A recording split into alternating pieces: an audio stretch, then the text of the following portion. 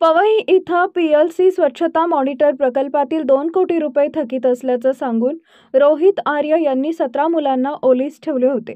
यावेळी मुलांची सुटका करण्यासाठी झालेल्या कारवाईमध्ये पोलीस चकमकीत त्यांचा मृत्यू झाला। या घटनेचं पुणे कनेक्शन समोर आले असून रोहित आर्य यांनी वर्षभरापूर्वी पुण्यात उपोषण आंदोलन केलं होतं।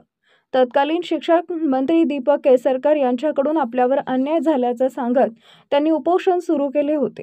उपोषणादरम्यान त्यांना अस्वस्थ वाटू लागल्यानं दवाखान्यात हलवण्याची वेळ देखील आली होती। रोहित आर्य यांना चक्कर आली तेव्हा लोकांनी दवाखान्यात पाठवण्यासाठी मदत केली होती। त्यावेळी नेमकं काय घडलं होतं पाहूया, प्रत्यक्षदर्शी काय म्हणतात।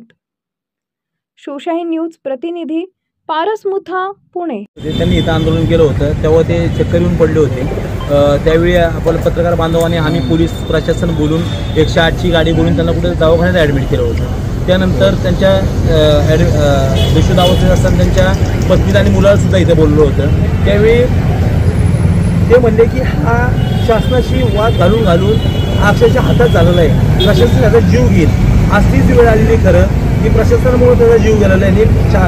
2022 पासून शालेय शिक्षण मंत्री दीपक केसरकर यांचे खात्या संदर्भात स्वच्छता मॉनिटर हा प्रकल्प राबविला होता। नंतर माझी शाळा सुंदर शाळा ते शाळेचं कॉम्पिटिशन वगैरे ते केलं होतं। तर त्याचं कुठेतरी म्हणणं होतं की माझं कुठेतरी नाव लागलं गेलं पाहिजे, कारण हा सगळा प्रोजेक्ट माझा आहे, कष्ट माझेच भरपूर वर्ष केलेले आणि ह्यासाठी जो खर्च केला ते पैसे मला माझे मिळाले पाहिजेत, पण ते कुठे मिळत नव्हते। त्यामुळे तो शासनाच्या विरोधात आंदोलन करत होता। 13 दिवस त्यांनी मंत्रालयात आंदोलन केलं होतं।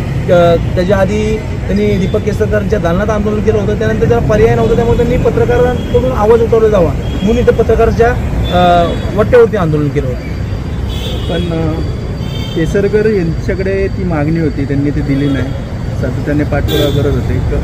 शिवसेनेचा नेता म्हणून त्यांच्याबद्दल काय होतं? दीपक केसरकरांनी स्वतःचं नाव करायचं होतं, त्याच्यासाठी भरपूर असे विषय पण आहेत, भरपूर असे प्रकल्प पण आहेत, पण एखाद्या दुसऱ्याचं श्रेय लाटून स्वतःचा कुठेतरी पोळी भाजणं हे कुठेतरी चुकीचं हे चाललेलं आहे। ते 100 वर्ष स्वतःचा पक्ष स्वतः 100 वर्ष सत्तेत राहणार म्हणतात आहेत, पण कुठेतरी मनाला आणि डोक्याला पटलं पण पाहिजे की आपण कोणाचा गैरवापर करून पायऱ्या चढतोय का। तर ह्या अशा पायऱ्या चढणाऱ्यांना कुठेतरी दाद बसली पाहिजे आणि अशांवरती सुद्धा कारवाई झाली पाहिजे, जेणेकरून महाराष्ट्रातील चांगली जे शिक्षित आहेत ते कुठेतरी अशा चुकीच्या मार्गाला जाणार। ठीक आहे सर।